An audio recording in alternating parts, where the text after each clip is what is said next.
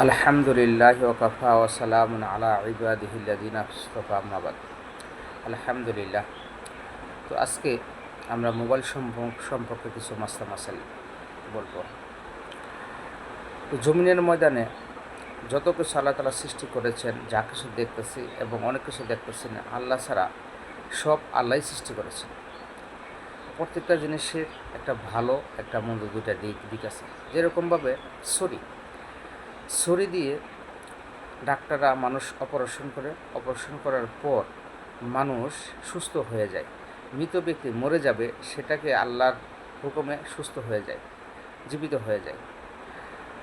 ঠিকই এইভাবে ওই ছুরি দিয়ে একটা সুস্থ মানুষকে আঘাত করে, তো সুস্থ মানুষ, জীবিত মানুষ মৃত হয়ে যায়। ঠিক তদরূপভাবে মোবাইলেরও দুইটা দিক, একটা ভালো একটা মন্দ। মোবাইল দিয়ে মানুষের কাছে দিন প্রচার করতেছে, কোরআন হাদিস মাসলা প্রচার করতেছে, পৃথিবীর এই প্রান্ত থেকে ওই প্রান্ত চলে যাচ্ছে। আবার এই মোবাইল দিয়ে মানুষ জাহান্নামের দিকে ধাবিত হচ্ছে। খারাপ ভিডিও, নাটক, সিনেমা এগুলো দেখতেছে। একজন মানুষ জাহান্নামে যাওয়ার জন্য একটা মোবাইলই যথেষ্ট।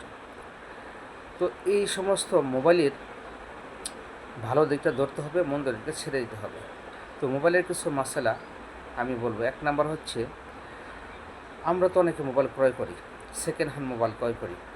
তো আমরা খেয়াল রাখবো, জেনে শুনে চুরিকৃত ছিনতাইকৃত মোবাইল আমরা ক্রয় করব না।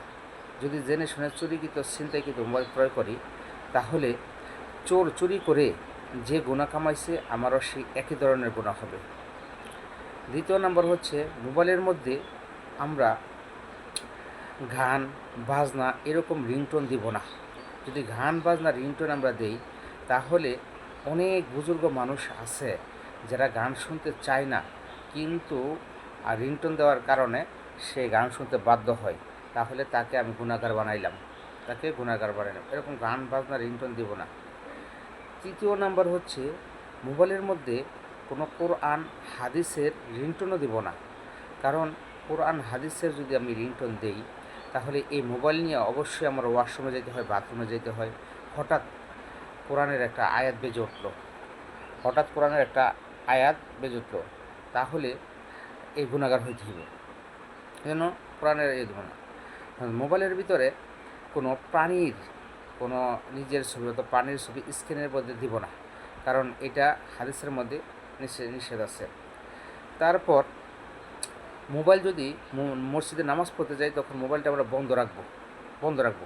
যদি মোবাইল বেজে ওঠে, যদি খোলা থাকে, তাহলে এক হাত ঢুকিয়ে মোবাইলটা আমি বন্ধ করে